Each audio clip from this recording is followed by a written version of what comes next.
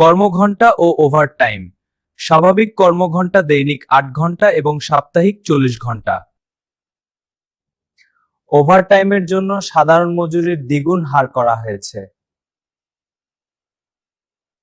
ছুটি, বাৎসরিক ছুটি, অর্জিত ছুটি, অসুস্থতাজনিত ছুটি এবং মাতৃত্বকালীন ছুটির বিধান রয়েছে।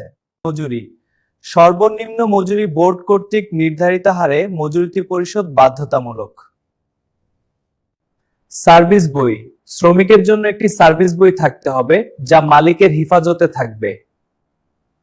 অসদাচরণ বা অবাধ্যতার জন্য সুনির্দিষ্ট শাস্তিমূলক ব্যবস্থা এবং বরখাস্তের প্রক্রিয়া এই আইনে উল্লেখ রয়েছে।